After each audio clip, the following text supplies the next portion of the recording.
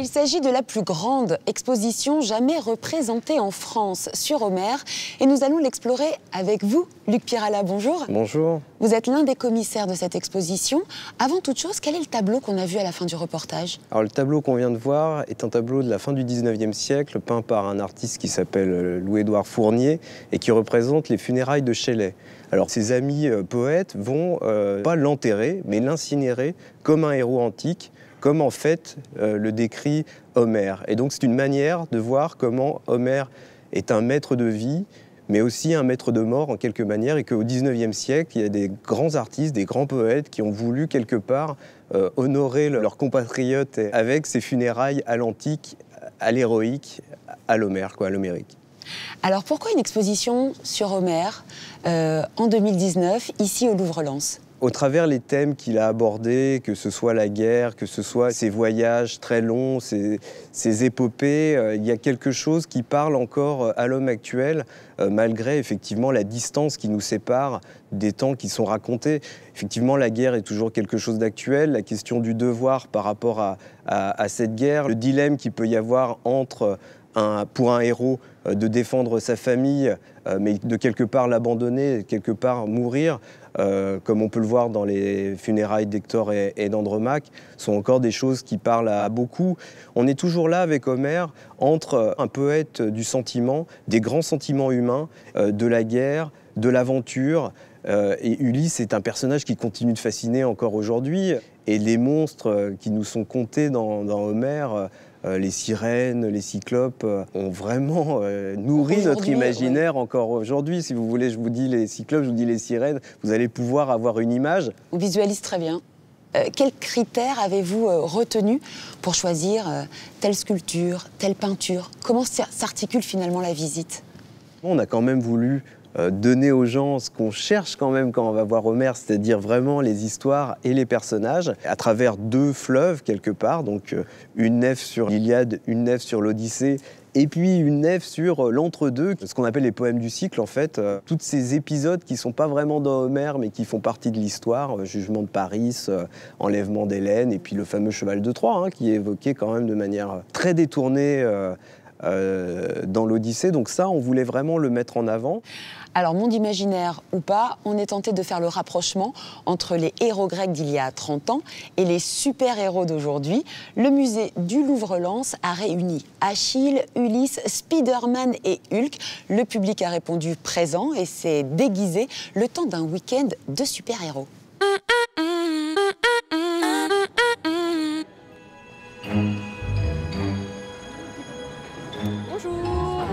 Je suppose que vous venez visiter l'exposition Homère, donc qui est gratuite pour les super-héros aujourd'hui et demain. Ok, merci beaucoup. Bonne visite. Merci à vous. Inviter des super-héros au Louvre-Lens, l'idée est audacieuse, mais pas complètement absurde. Hercule, Achille, Ulysse et tous les héros mythiques créés par Homère y sont déjà. Et même s'ils ont 3000 ans, ils arrivent encore à attirer les fans. Batman peut vaincre Hercule sans souci. Si je devais en choisir un, je dirais Persée. Persée, pourquoi Persée parce que il y a plein de choses en fait, d'interactions qui ont lieu avec les dieux. En tuant la Gorgone Méduse, il a donné naissance à Pégase, et ce cheval est quand même assez cool. Enfin bref, il a rencontré Athéna, il y a aussi une histoire avec le Kraken, tout ça, enfin libérer une ville. Bon, ça s'est mal terminé plus tard, mais toute son histoire est assez sympa.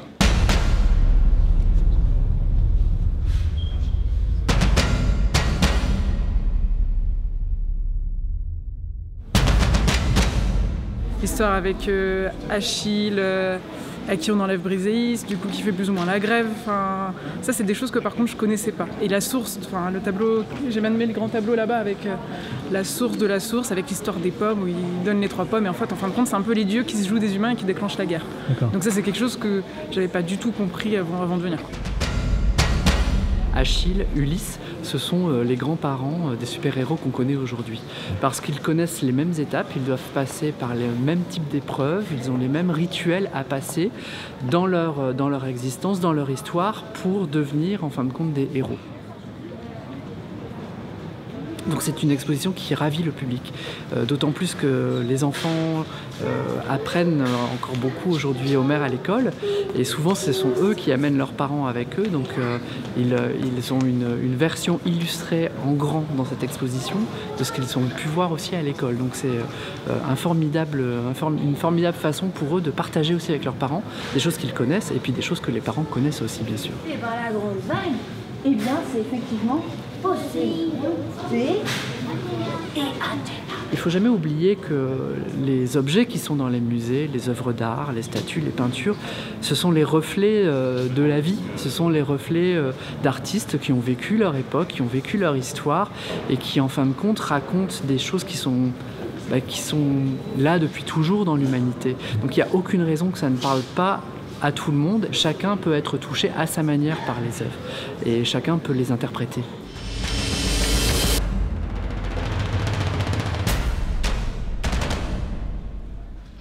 Luc Pirala, ce genre d'initiative comme le week-end super-héros, ça permet d'attirer un public de plus en plus large. C'est un sujet qui nous paraissait véritablement proche de ce qu'on veut faire, c'est-à-dire à la fois quelque chose très sérieux, vous voyez, de la plus haute culture, mais en même temps qui peut être décliné, montré, et j'allais dire vécu d'une autre manière. On est toujours dans un besoin de héros, à la fois chez Homère, et encore aujourd'hui, force en est le pouvoir d'attraction, effectivement, des comics et des super-héros, et de ce besoin d'identification qu'on a encore aujourd'hui à travers ces figures un peu tutélaires, quoi. Quelle est pour vous l'œuvre qui symbolise Homère ou qui symbolise l'influence d'Homère sur l'art ? Alors dans l'exposition, comme vous l'avez dit, on a voulu vraiment montrer à quel point il y avait un désir d'Homère constant, et une des œuvres un peu iconiques véritablement de l'exposition, c'est le portrait de Victor Hugo par Léon Bonnat. C'est un portrait quasi officiel où on le voit assis, accoudé sur un gros volume, et le gros volume, c'est Homère. En fait, il y a une histoire entre Victor Hugo et Homère, et Victor Hugo à la fin de sa vie est le Homère contemporain, quoi. C'est pour tout le monde, voilà. On est bien d'accord. Merci Luc Pirala. Merci beaucoup.